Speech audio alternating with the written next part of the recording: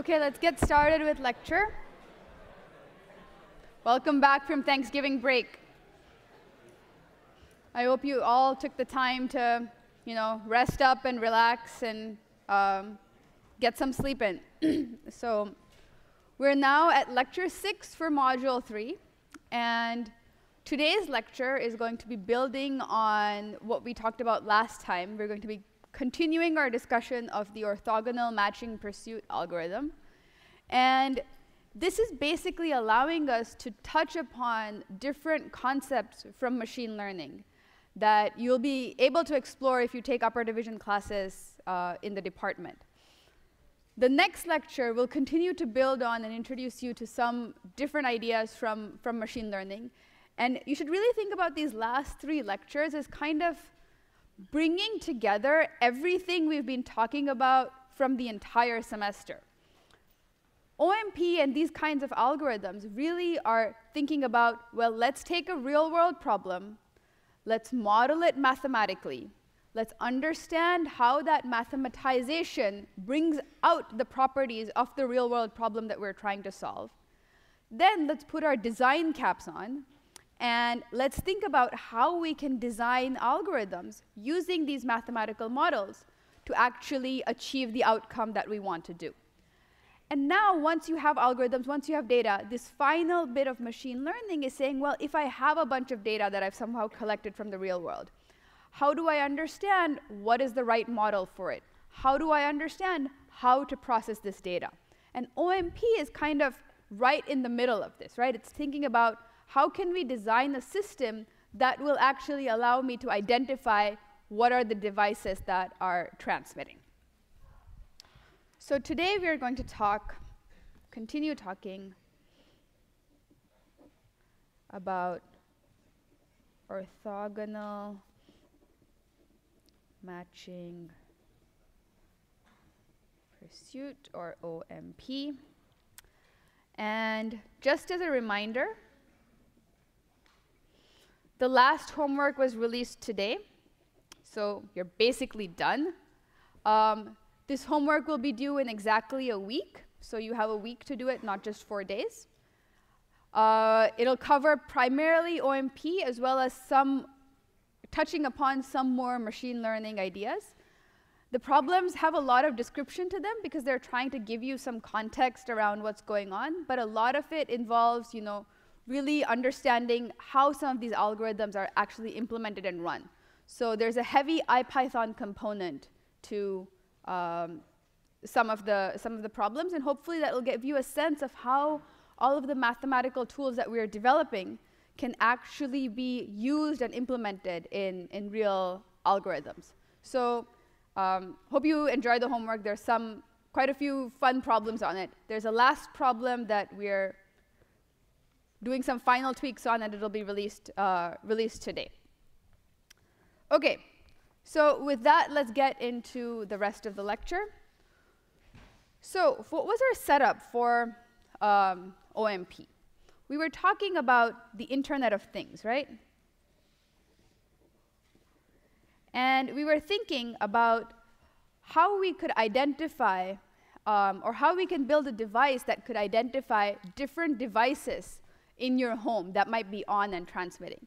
So let's say you wanted to build a smart home and you wanted to have a home box or a device that would collect and understand which devices are transmitting and which devices are on. So you want your TV to talk to your home box, you want your light switch to talk to your home box, you want your light bulb to talk to your home box, you want your refrigerator, your toaster, your pen, your computer, whatever else, every single device, you want to be able to get a status update on what is happening, what is the situation in each of these devices. And so presumably, there's going to be millions, if not billions, of these devices that might want to communicate. In the home situation, it might not be billions, but if you're thinking about this exact setup in the case of a smart city, where you have, you're trying to detect a number of different vehicles that are driving around, and you want to have further coordination with the traffic lights, different sensors, maybe there's environmental sensors in the picture. So we're really thinking about a situation where you have many hundreds of thousands, millions, billions of devices that are actually trying to transmit, and you're trying to identify what they're saying and what's going on. Of course, even though there might be these many, many devices around, at any given time, probably not all of them are trying to say something. They're only trying to say something when something interesting is happening around them. So at any given time, we want to work under the assumption that, well, maybe there's a smaller number of devices. Maybe we have a sparse signal. Sparse means that if I have, let's say, a signal and it's zeros and ones, sparse means that the number of ones is small. So in this case, if I have a large number of devices that are potentially transmitting, if I'm saying that my problem is sparse or my received signal is sparse, it means that it only has inputs from a few devices. Is everyone clear about the setup of the problem? OK. And we want to be able to basically use what we understand about gold codes and our different signatures to be able to solve this problem, right? So let's say every device uses a gold code, and a gold code has a finite length, right? It has some length. In the problems that we've been talking about, our gold codes have had length 1023. And so let's say every device, whenever it's transmitting, whenever it's on, tries to send out its signature. So let's say you have some device S1, maybe this is your TV, and it has some gold code of length 1023. That is some long signal like this, right? It's really long. I'm not going to draw out all of this. And maybe your other device, you have a light bulb, and this is, let me call this S1, S2, and this has some other.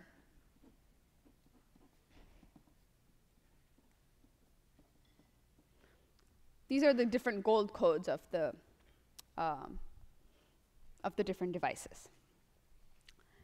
And so on and so forth for maybe all devices that I have. I think last lecture we used the sample number 10,000. So let's say we have 10,000 different devices. Maybe this is your flower pot or your flower that's transmitting or something. You have all these different devices and they're transmitting. We want to now figure out, which ones are transmitting and let's say at what amplitude. So if I go here, can you see this?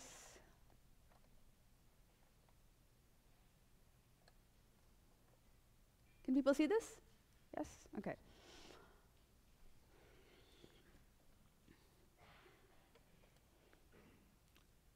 OK.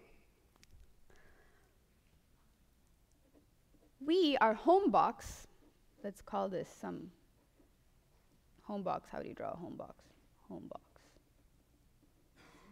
is receiving a signal.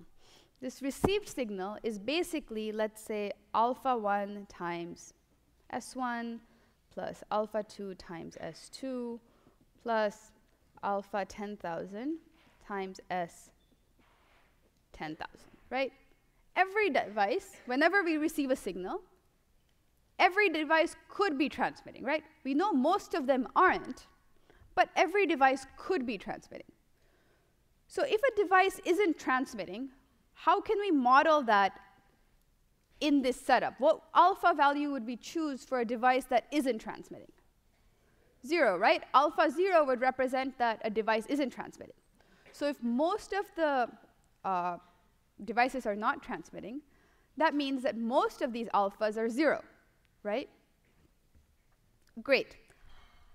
We know this, but if we look at the problem generally, how many unknowns are there in this, right?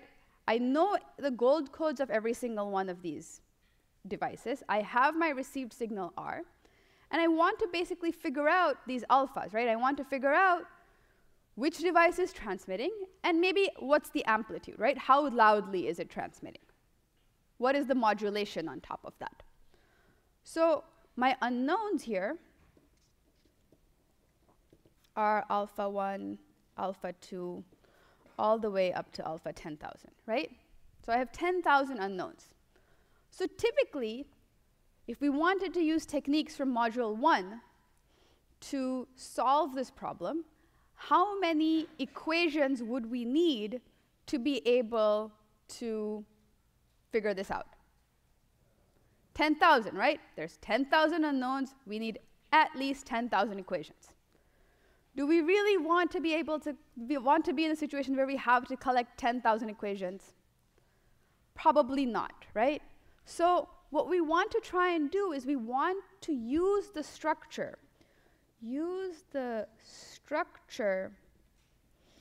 of the signals to reduce number of measurements. And we've already started to introduce structure into this problem, right? We're not having the transmitted vectors be arbitrary things. They're actually transmitting these structured gold codes, right? And so we know that basically these gold codes have these properties, that the inner product of a gold code with itself is very large, but the inner product of a gold code with the gold code of a different gold code, or a gold code of a different device, is very low, right? So we're putting this structure in. So that's one aspect of structure that we're putting into this system. A second aspect of structure is the fact that we know that most of the alphas are 0,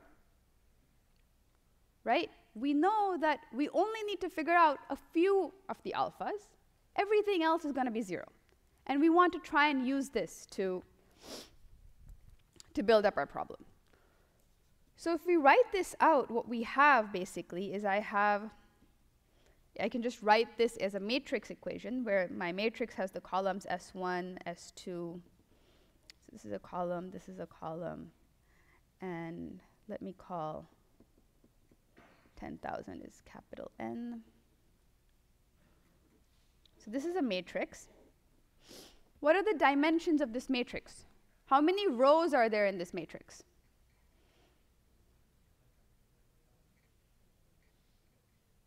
OK, take a minute and figure out what the dimensions of this matrix are if the gold codes that are being transmitted are of length 1023 and we have 10,000 devices. Talk to your neighbors and make sure you're on the same page.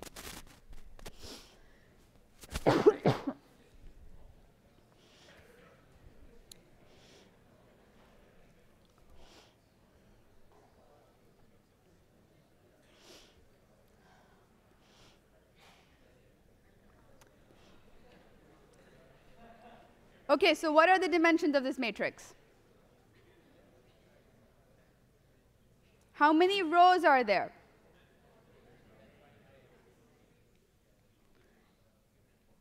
(1023), right? What is the length of the vector S1? 1023, right? Is everyone on the same page? Is everyone, like, this is important that you see why this is true. How many columns are there? There's one column for every device, right? So there's 10,000 columns. OK. Now, let's put our unknowns. Our unknowns are alpha 1, alpha 2, alpha 10,000. How many unknowns are there? 10,000 unknowns, right? What is going to be the length of our received vector?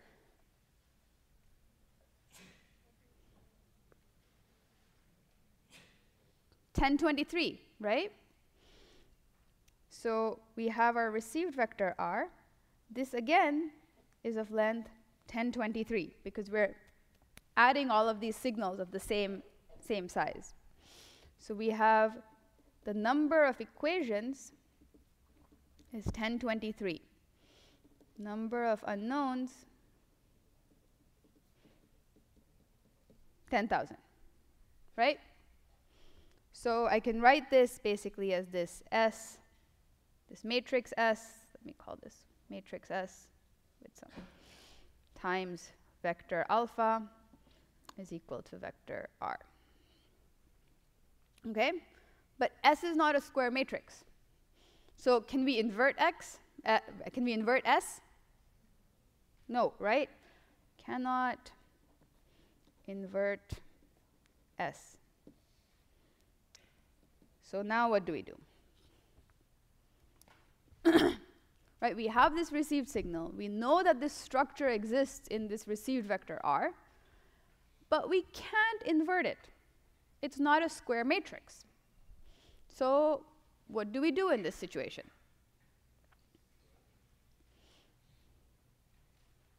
Any thoughts, any ideas on how we could go about doing this? Yeah?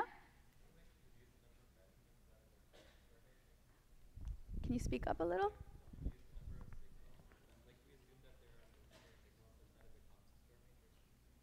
So can we reduce the number of signals so that it becomes a square matrix? That's an interesting idea.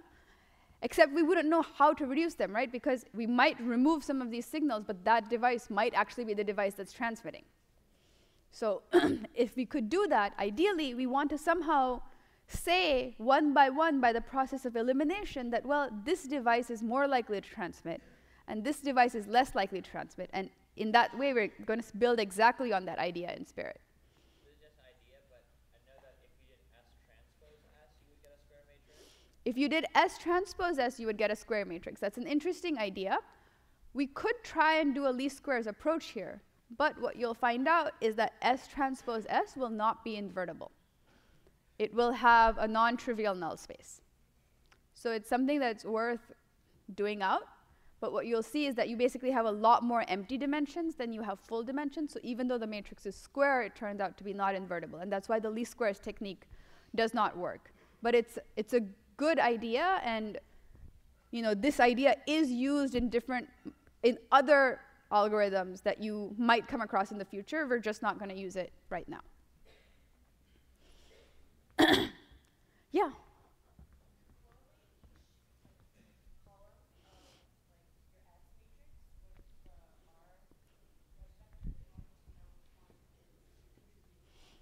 Great idea, right? This is the idea that we want to really use, which the idea is saying, well, if, let's say, S1 is present in R, right?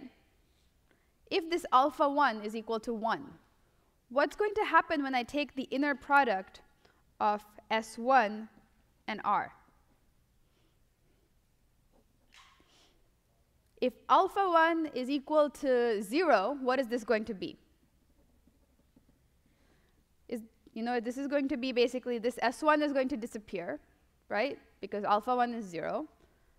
And what are the inner products of S1 and S2, S1 and S3, S1 and S10,000? They're all pretty small, right? They're not very large values. So the inner product of S1 and R, if alpha 1 is 0, is going to be pretty small. On the other hand, if alpha 1 is not equal to 0, because of these guys, but we're going to have this non-zero, big non-zero, because of S1, right? If we do this out, we're going to have S1 inner product, let's say alpha 1 S1, alpha 2 S. And this is equal to basically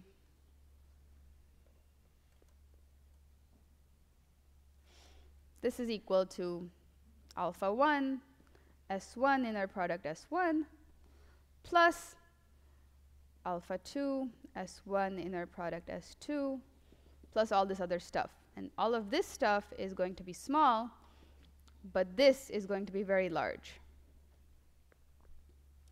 And as a result, this inner product is going to be large.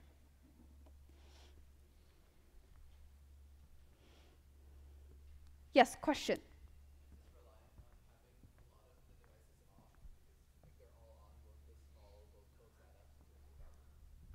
Good question. The question was, does this rely on a lot of the devices being off? Because if they weren't off, would all of these small things add up to something big? It turns out that gold codes are designed strategically enough that even if you had a lot of the devices on, it still wouldn't be so much that it would overpower the correlation or the inner product of S1 with itself. But it's exactly important to design signatures so that this does not happen. So in a generic case, you might indeed end up with this problem, which is why it's important to have these signals be well designed. Yep, good question. Other question, yeah?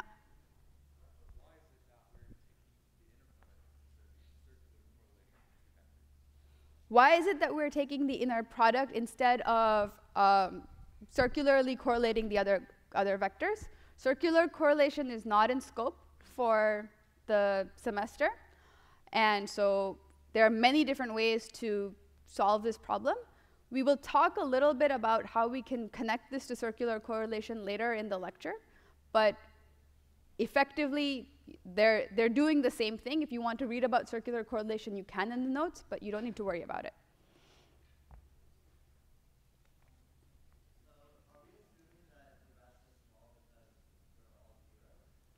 Are we assuming that the rest are small? No, we're not assuming that the rest are small because they're all zeros. We're not assuming anything about the alphas.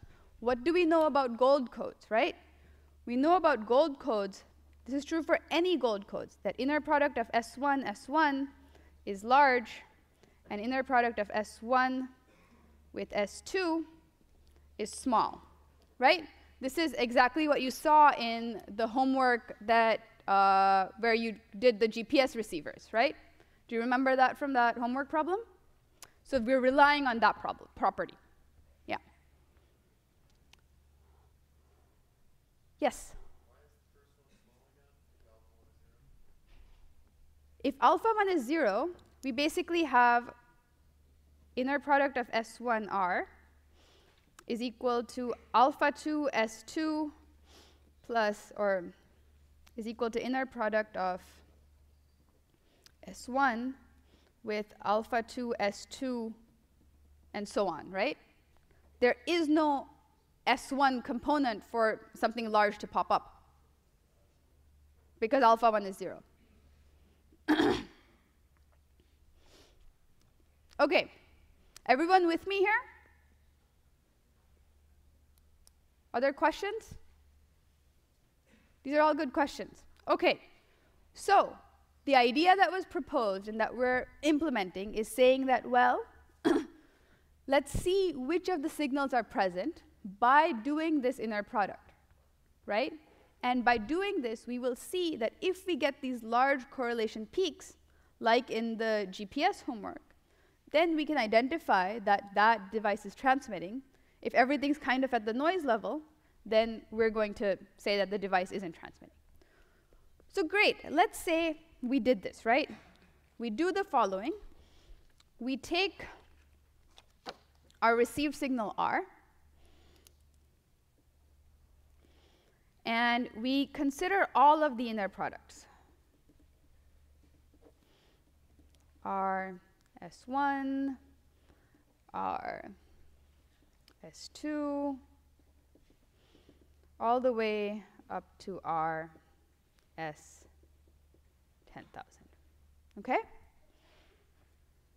So some of these will be large, and some of these will be small, right? What should we do now? What we want to do to be able to pick out now which device is transmitting is we're going to say, well, maybe let's see which of these is the largest. And the one that has the largest absolute value, remember, the alphas can be positive or negative, so the inner products can be large but have positive or negative sign. And we want to say, well, we'll find the one that is the largest and say, I declare that this signal is present. Right? One by one, our strategy is to say, one by one, let's kind of say which devices we think are there and rule out the others. So if we say, let's look at now, find that signature with max inner product.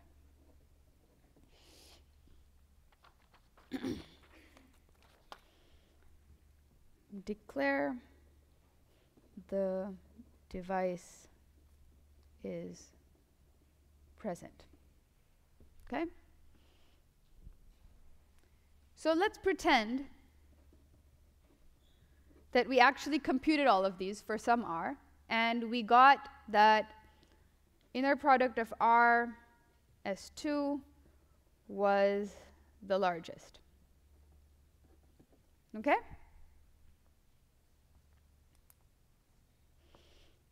Let's say we did this. we now declare that device 2 is present, right? If we see this, we declare device 2 is present. Because we got this large correlation, the only way for this large correlation to show up is if there was something, some transmission from this device 2. Otherwise, everything's going to be really, really small. So great, we're very happy. What do we do next? We have one device. Are we happy? Do we go home? There might be just one device transmitting, but there might be a few more, right? We want to figure out what are the other devices transmitting. Let's say we're told that at any given time, 4 devices are transmitting. You want to find 4 devices that are the most likely to be transmitting. Okay? So I want to now try and understand the relationship between R and S2. Right? The question I want to ask is how much of R is explained by S2?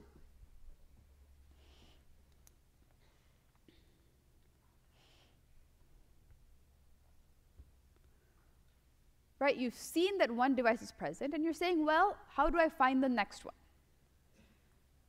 If you think about it, let's say you have a lot of people talking in the room, and there's one really loud voice, right? There's one person who's talking really loudly, and there's another person who's trying to say something, but is whispering something really, really quietly. Both of the people are talking to you, but if this one person is talking really loudly, can you always hear the other person who's talking quietly? You can't, right? So if you wanted to somehow figure out what the quiet person was saying, what could you do? You would want to somehow have this other device stop, right?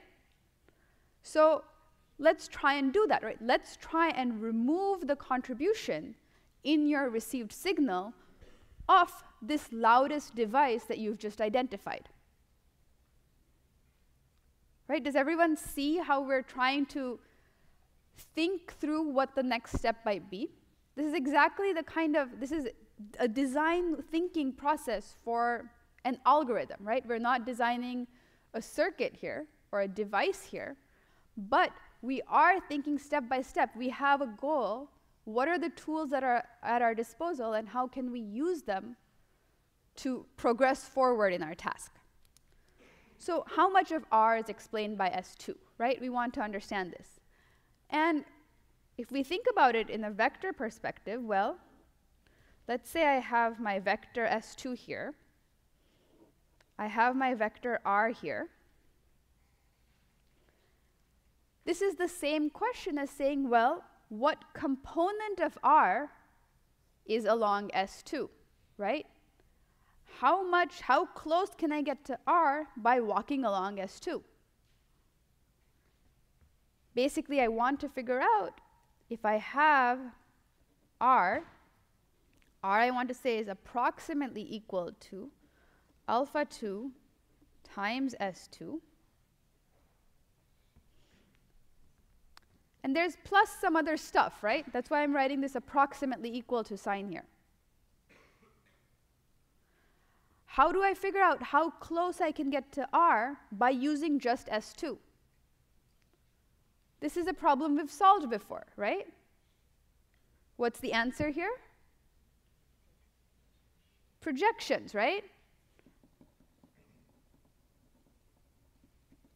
So we project R onto S2. This gives us alpha 2 hat, which is our estimate of this constant alpha 2. And this is basically, we know from our derivations in the earlier lecture that this is R2S2 divided by S2 squared. Right?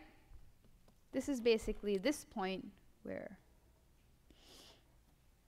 how much do I walk along S2 this is alpha S2.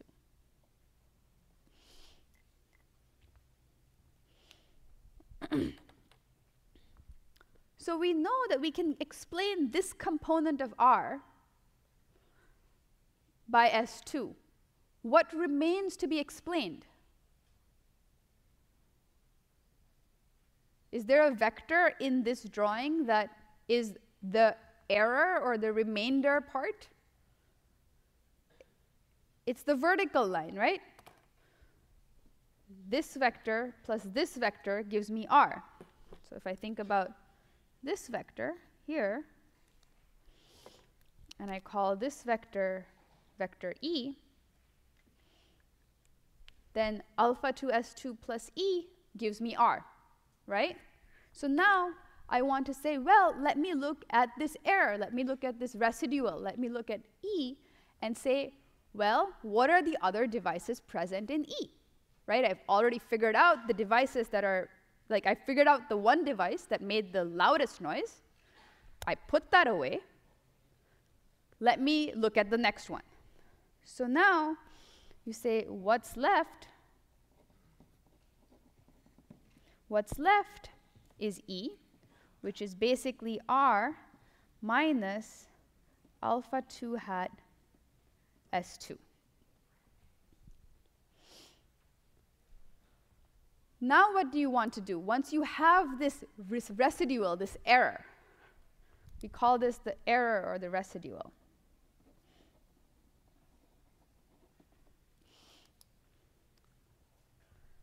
You again have this, library of devices and their signatures.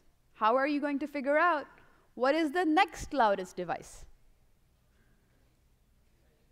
Rinse and repeat, right? Do the exact same thing. We can again now say, okay, let's consider the inner products of, again, do we want to consider inner products of R and S1, R and S2?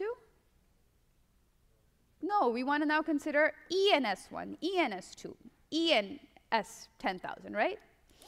So now consider inner products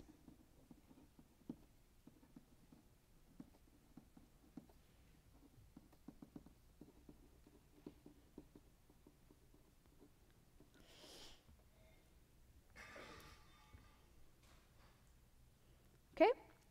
I'm going to pause here. Questions? So would we do inner product of E and S2 again? Don't we already know that S2 is present? Yes, we will know that E and S2, that the inner product of E and S2 is present. I'll get to that in just a second. Yes?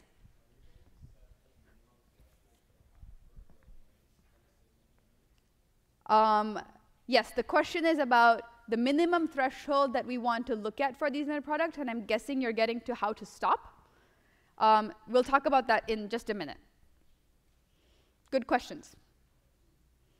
But before we get to these kind of next step questions, I want to make sure everyone's with me on the steps that we've done so far.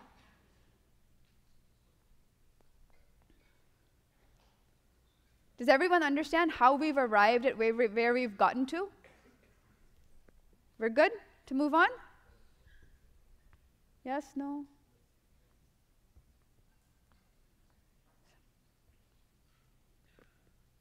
Okay, ask your neighbor a question. I feel like there's people who are confused, potentially. So I'll pause. Ask your neighbors questions.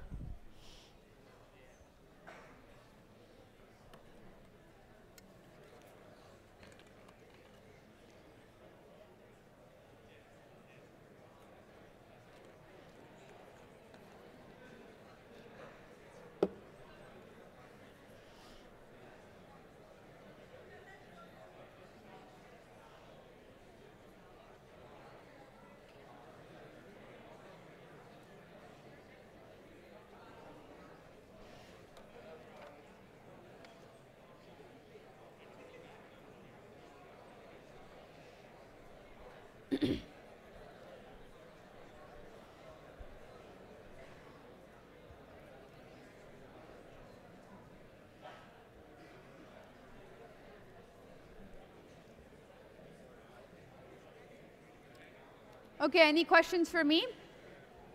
Yes. Sorry, speak up. Everyone, I can't hear.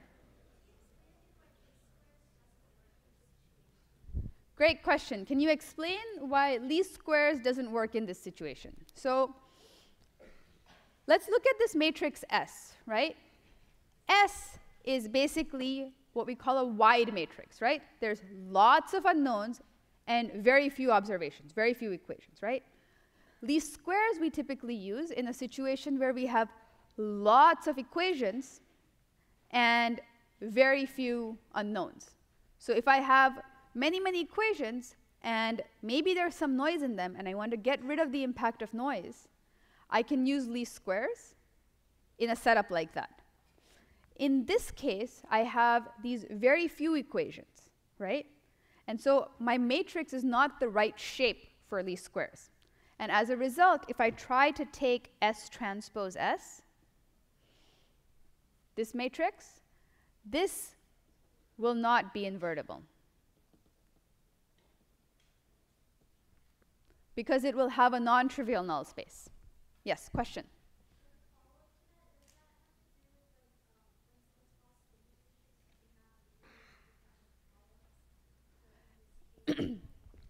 Yes, you can prove that basically by showing that if you have lots more columns than you have rows, you're going to have linear dependence. And so that is not going to be invertible. Exactly the right track. Yes?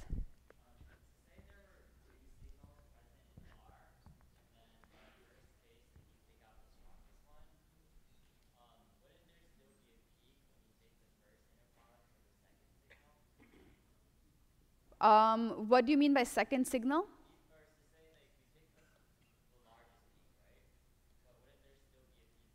Yes, the question is, aren't there going to, if you have two devices that are transmitting, aren't you going to have two peaks? Yes, you will. You will pick out the largest peak first, then you'll pick out the second peak the next time. And we'll see that in an example in just a minute.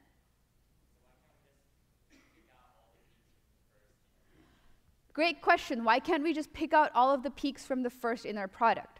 The reason is sometimes you can get spurious peaks. Sometimes you can have noise can, distort things that will give you spurious peaks. And doing this one by one allows you to make sure that you're explaining away the maximum component. It's not wrong to do that, but you will see also in some examples that sometimes, even when there's two devices transmitting, the second peak is so small that you won't see it at all. You won't be able to distinguish the second peak from the noise. So an example will clear that up, hopefully. We'll do it in just a minute. Okay. So now we've understood this part. We're now considering these inner products of E with S1, E with S2, so on and so forth, right? And there was a question of, well, do we really need to compute this inner product of E and S2 again? What is E? E is, remember, equal to R minus alpha 2 hat S2. So if I consider the inner product of E and S2, this is equal to the inner product of R minus alpha 2 hat S2 and S2, right? I'm just substituting what E is. This is equal to the inner product of R and S2 minus alpha 2 times the inner product of S2 with S2. Right? Everyone following me here? Just algebra.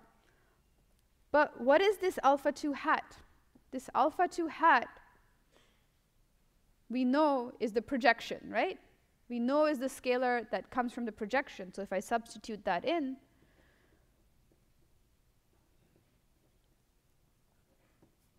minus R S2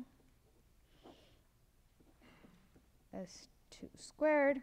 What is the inner product of S2 with itself? The norm squared, right?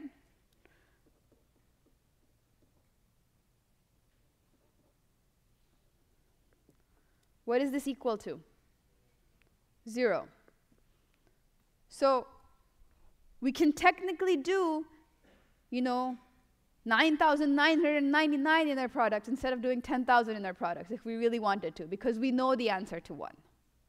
Right? We know that because we just subtracted this part out, that the inner product of E with S2 will always be exactly 0. Does that answer your question? Okay. So we do this. We find all these inner products. And we see that basically S2 is going to be 0. But there's a bunch of others, right? Maybe there's another peak. Maybe there isn't. So let's say the next peak, what device do you want it to be? Like 4? Something. OK. Say peak next max was S4. The question is, what do we do now? There was a question in the front row. Yeah. We might be getting to this eventually anyway, but I was going to ask, so after we do a couple iterations of this, like the next couple of maxes, will the new error with S2 in a product still be 0 every time? Yes. You'll see as this works out. Yeah. OK. So now let's say the next max was S4. And this is where stuff starts to get even more interesting, right? Now what do we do? So what seems like the right next step here? We now know that R has some component of S2. And we are also declaring that it has some component of S4. Right? Both of these are now present. So I know that basically R is equal to some alpha 2 times S2 plus some alpha 4 times S4 plus some other stuff. I've already projected R along S2, and I've removed that contribution. One choice I have would be to say, well, let me now do the exact same thing. Project E onto S4, right? And that would be just basically doing exactly what I did here. But let's think about this a little bit. Let's say I have now my vectors S2 and S4. Okay? And let's say that plane is the column space of S2 and S4. Okay? And I want to figure out how much of this R, how much of R is explained by a combination of S2 and S4. I could project R onto S2 and project R onto S4. But does that seem like the right thing to do given everything we've learned so far? Right? Linear combinations of S2 and S4, where do they allow me to go? Do they allow me to just be on this line and this line? No, in fact, I can go anywhere in the plane, right? So by using combinations of S2 and S4, I can actually be anywhere here. So saying that I'm restricted to only measuring R in terms of, being exactly along this line and exactly along this line seems suboptimal, right? And in fact, it is suboptimal, right? Does everyone remember the discussion problem where we talked about orthogonal columns of the A matrix? And what you saw there in that discussion problem, if you don't remember it, it's an important discussion. Please go back and review it. And what it says was that basically, if you want to recover a two-dimensional projection from a one-dimensional projection, you can only add two one-dimensional projections together if the columns of A are underlying orthogonal, right? But we don't know that S2 and S4 are exactly orthogonal. We know that they're close to orthogonal. So what we want to do, given that we know that we can be anywhere in this plane, is we don't want to project E onto S4, right? If we projected R onto S2, we have this E here. Like, this is really common. Like, I don't know, this is the plane, this is R, this is S2, this would be E, right? Does everyone see that? And then if I had some S4 over here, I could project this E onto that S4, but it would make more sense to just project this R onto this plane here. Hopefully people can visualize that. But what we're trying to do is basically do exactly a projection. How close can we get to R while moving in this plane? Right? This is a problem that we've again solved. So we're going to say project R onto column space defined by S2 and S4. So this again, if I say, let me call this matrix S, let me call S, make one column of it S2, make the other column S4, I can write this equation, again, in terms of this matrix S, right? I can say S times alpha 2, alpha 4 is equal to approximately R. Right? Does everyone see how I got here? And now we can use a projection, or essentially a least squares, right?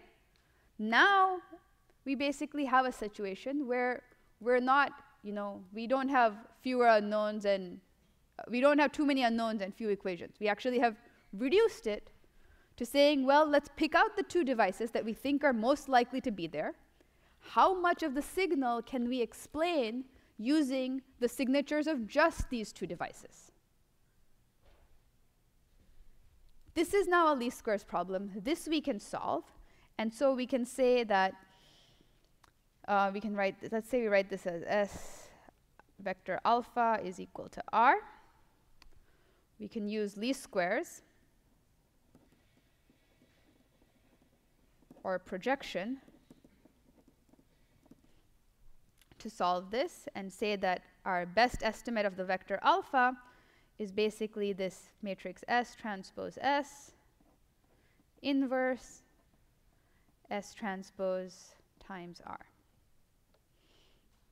Right? So it's important to remember that here we're not projecting the error vector E. We're projecting R. Okay? Question? Yeah?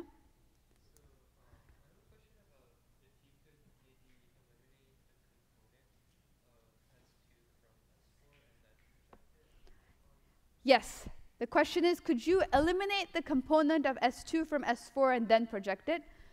This modification in the OMP algorithm is possible. It requires a slightly more advanced technique than we're covering in the class, but you will learn how this works in 16b. So just hang on. This is doable.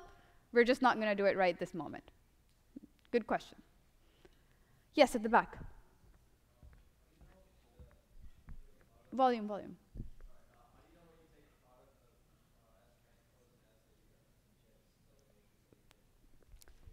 The question is, how do you know that when you take the inner product of S transpose and S that you're going to be able to, invert this?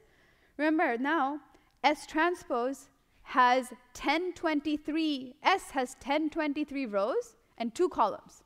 So it's a tall matrix,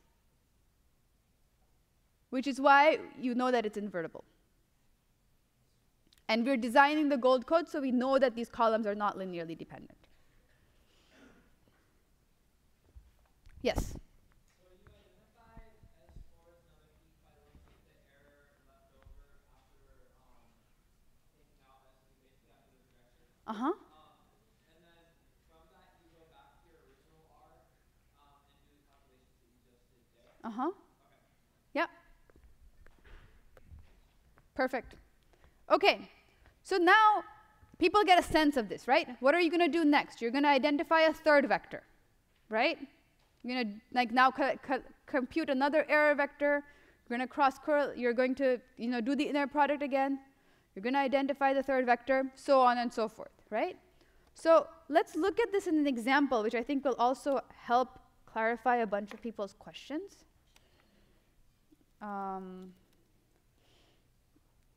Could I? Perfect. Thank you.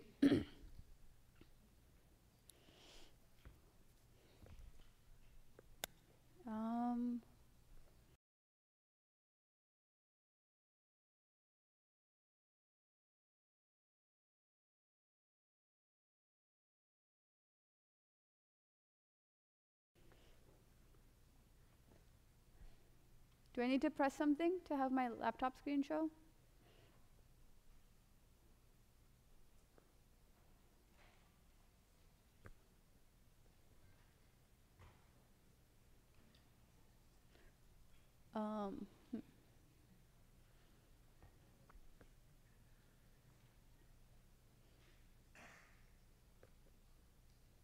Okay, I'll take a question while this is being figured out, if there is one.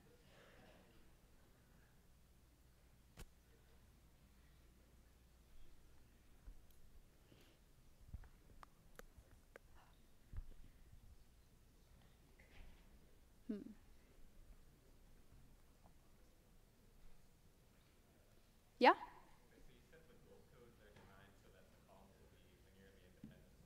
The gold, yes, the gold codes are not multiples of each other.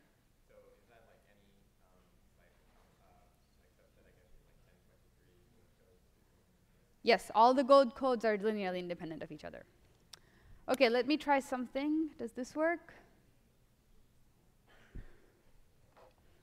Lectern VGA. Nope, lectern HDMI 1. And does this work? No.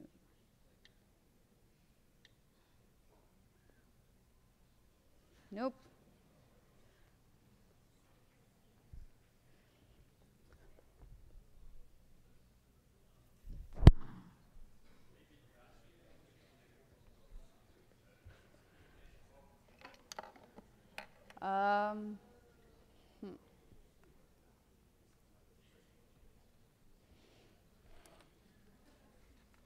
Okay, could I have at least one of the doc cams back in the meanwhile?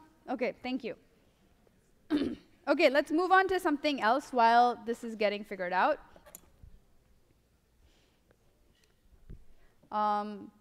Could you try to figure out Jason, could you try to figure out this thing? Okay, thank you.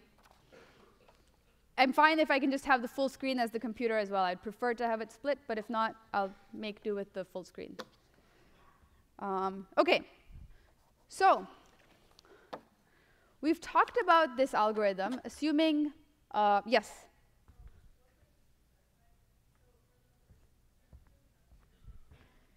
So,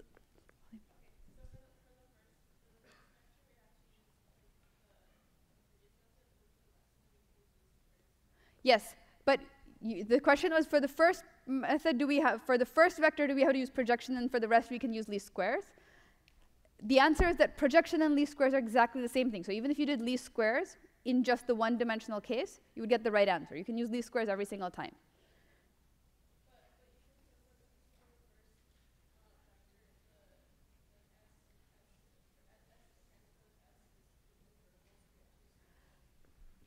Sorry, there was a different S. There were two different S's. I was using the word, I overloaded S. This S is different from the S that I'm constructing. This, let's call this this was a different S. Sorry, let's call this matrix A.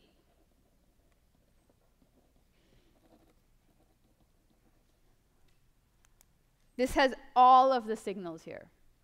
That one just has 2 or 1. Does that help? Okay. Okay, so we have this. Okay. So I got slightly lost when you said rinse and repeat, and then you came up with It was not slightly different. Okay. So when I said rinse and repeat, what did I say? Good. So you have S2, and you projected R onto S2. So projection onto S2 is exactly the same as doing the least squares. Basically, you can think of this. You can think of this again as, this is also a least squares setup, right? You can rewrite this as S2 times alpha 2 is equal to R, approximately. AX approximately B. So this is also a least squares, right? So I basically take this R and I project it onto S2. I say how much of R can be explained by S2. Then I have two candidates. So I say this. Now I have come to a case where I have two candidates. So now I say how much of R can be explained not by just S1 or just S2, but by the combination of S1 and S2. So we took the first peak, we removed this impact, and now we're looking at a second peak. So now we're saying we have two devices. I wish this thing would work, in which case we could actually show this.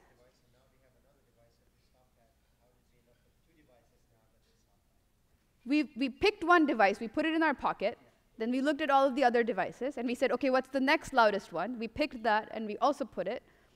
Now these two, S2 and S4, we're trying to use in a combination to explain R. So we're picking them one by one. We're collecting devices one by one. We're not saying, let's look at all the peaks and let's collect all of the devices. Question here?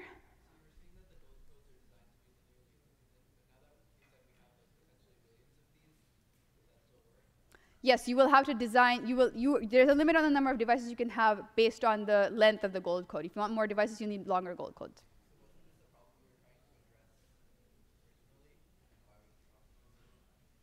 Not really, let's take that offline. Yeah. At the back.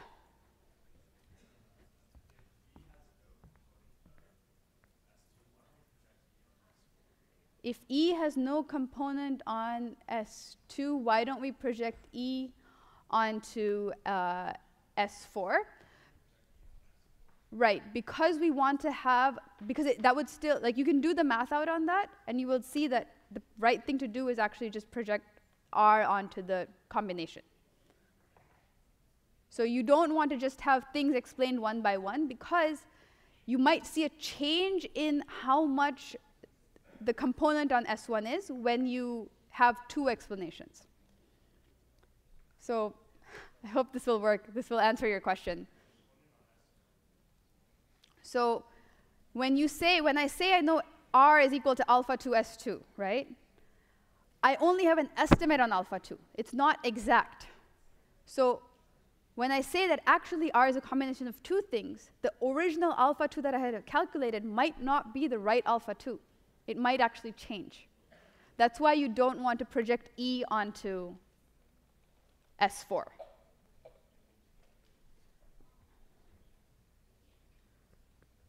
Thank you. Yay.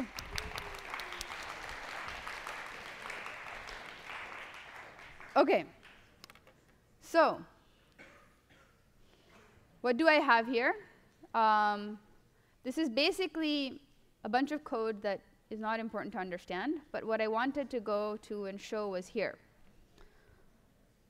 So can people see this?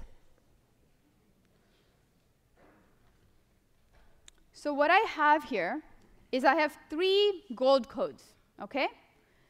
And this is my received signal.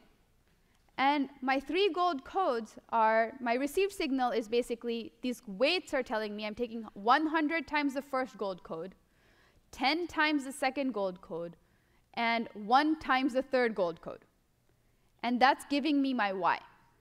So what are the values of my y? My y is 91, and then minus 111, minus 89. So that's basically the values of this y, right? So when I look at this y, if you had to just guess by looking which gold code was present, what guess would you make? 1, right? Would you guess that there were other codes that were also transmitting? No, right? So just by pattern matching, it seems like the right answer is 1. So let's actually go through and take cross correlations and take inner products and see. Okay, so here what this plot is saying is this is the inner product of gold code 1 with the received signal, inner product of gold code 2 with the received signal, and inner product of gold code 3 with the received signal, right? Which is the largest inner product? 1. So which device are we going to say is transmitting? Great. So what we're going to do now is we're going to do what we did before, and we're going to project the device, project the received signal onto the gold code of device 1. And we're going to say, well, how much can we explain of the received signal by looking at, just the gold code of device 1? And what we see is that when we do this projection, we see that we basically have this, these orange peaks are what our reconstruction says. So this is the alpha 2. This is the alpha times the signature. And the blue is the actual received signature. So here, this alpha calculation, I'm doing the projection calculation. And remember, our original weight was 100, right, on the first signal. But what do we get as the actual weight? What is our best guess? We get 98.2, right? So it's not perfect. There's this error because there are these other signals that are mixed in. Okay? So we're going to say, okay, well, we'll take everything that we can explain about the first signal and about the received signal from the first signal and remove that. And this is now the error vector, right? I look at this error vector, and I'm going to compare it now to my 3 gold codes. What do you think is the next loudest device that's transmitting? 2. Okay, so let's again do this, and let's look at the actual inner products. This is the inner product with device 1. As predicted, it's exactly 0. Inner product with device 2 is very large. Inner product with device 3 is fairly small, but it's not 0, right? It's not 0. Okay, so let's now try and explain the received signal. This blue is, again, the original received signal. What the orange is doing is it's saying, let me now use combinations of the first 2 gold codes to explain, right? I'm not saying, let me just explain one by one. And now, if you look at the least squares weights that I'm getting, what am I getting? I'm getting 100.1 and 9.8, right? So I've improved. My estimates on the weights of these different alphas is actually better because I'm doing a simultaneous projection onto the column space of both of these vectors as opposed to just one. And now if I look at my error vector, it's much, much smaller. Right? Is everyone with me here? And now, again, I do my cross correlation, or I do my inner products, and I get basically 0 here, 0 here, because I've removed those components. I expect zeros there. But now I see this 1, right? I see a high peak here. Okay, let me look at what's remaining. And I basically get a perfect reconstruction, right? I rigged this up so that there's no noise added in the system. In reality, you would get some noise remaining afterwards, right? Which now comes to the question of, like, how do you decide when to stop in this algorithm? And basically, there's a couple of different ways. One is you can say that I know, let's say, the sparsity level of a signal. I know the sparsity level of a signal, and as a result, I can use this sparsity level and say, if I know how many devices are transmitting, once I've collected those many devices, I'm going to stop, right? Alternatively, you can say, well, I know what the level of ambient thermal noise around is. I know what kind of the noise is. So I say, like, I keep looking at the norm of the error vector E. And if the norm of this E vector, every time I kind of remove parts, right? Once it gets small enough that it's smaller than the noise level, then I can stop. So when to stop is really this kind of engineering design decision that depends on the specific application and the specific, noises that may or may not be present in your particular system. But does this demo help answer some of the questions that people had? So this is why you want to project onto both of the signals at once.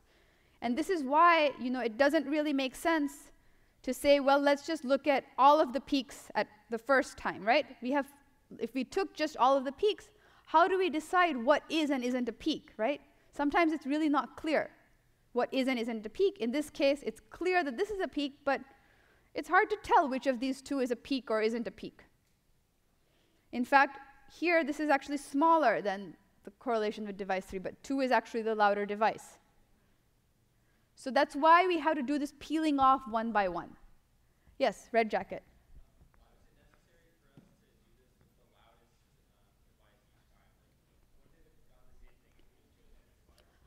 The question was, why did we do this with the loudest device each time? So when we did the correlations, we had this correlation with device 1, this correlation with device 2, this correlation with device 3.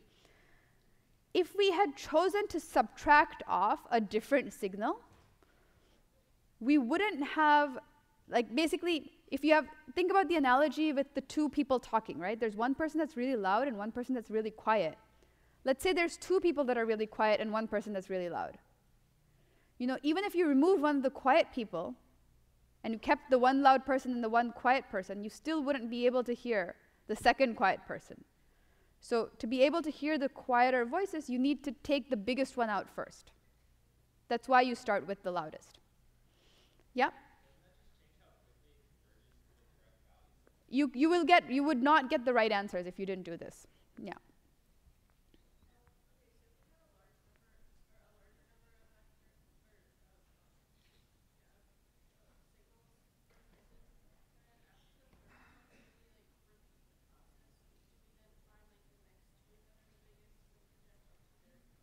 So every time, good question. Every time you basically just pick out the one next peak. Every time you don't add 2 and 4 and 6, every time you just add 1.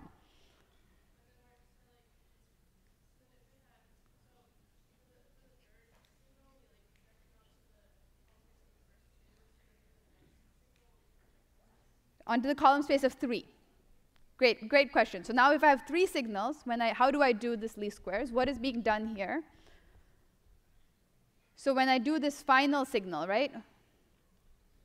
When I'm doing the final signal, the least squares that's being done here, this least squares, is now the S matrix there has 3 columns. So the dimensions of S keep increasing. So you keep stacking these columns on one after the other. There's a question here somewhere. No, okay, question in the back.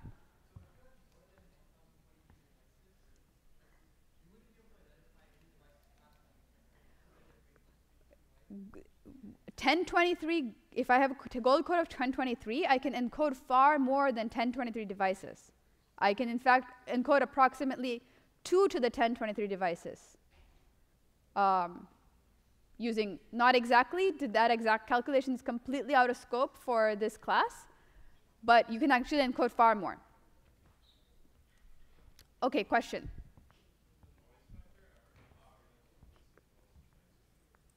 Does the noise vector? The question was, what if the noise vector is louder? If the noise vector is much, much louder than the signals that are transmitting, you're toasted. Nothing you can do. The thing is, reality is that you will design your alphas so that what you're saying is actually louder than the noise vector. Okay, so I'm going to move on just because there's one more thing that I want to get to.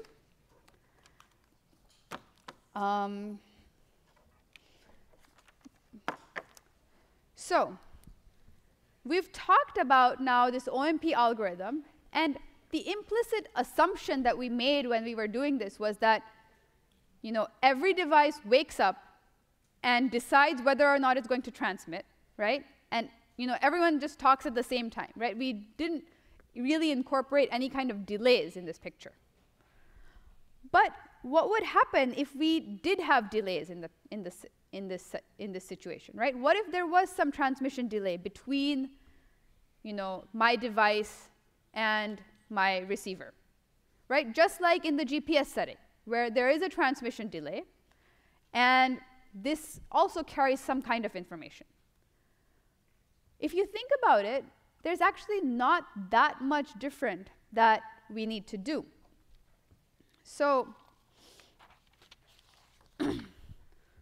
we want to think about delays in transmission.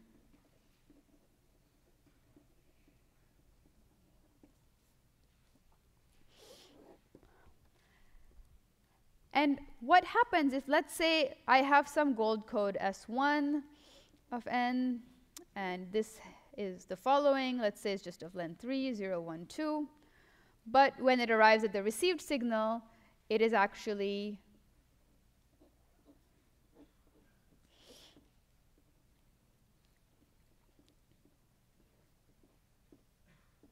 right? It arrives with a delay of 1.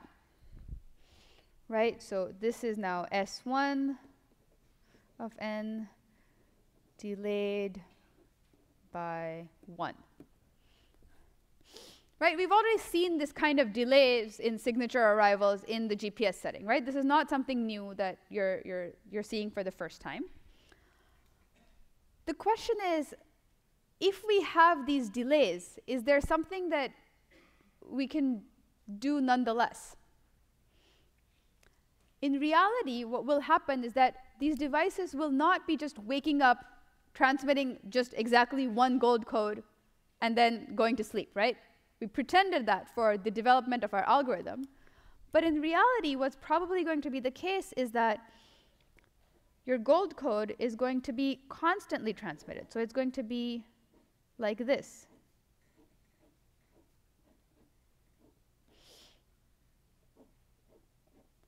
0, 1, 2, 0, 3, 4, 5, -1, -2, -3, so on and so forth, right?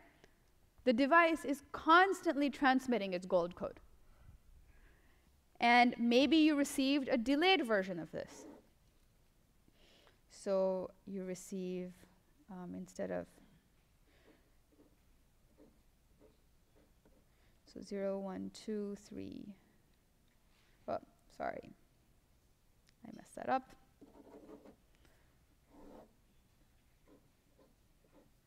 So I receive this at 1, 2, 3, this is 0,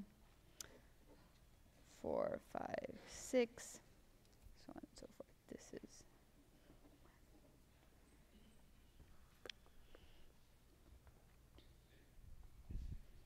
okay. What if you have these kind of delayed situations? What you would do in this case is actually not that different from what you are already doing. What is the property of gold codes that you know? There's two properties of gold codes that are useful, right? One is that gold code S1, inner product with itself is large. Gold code of S1 with the gold code of a second device is small. But if I take gold code S1 with delayed S1, this is also small. So now, given that we want to figure out which devices are transmitting, and there might be some delays, they might not all exactly start transmitting exactly at time 0, what might you be able to do?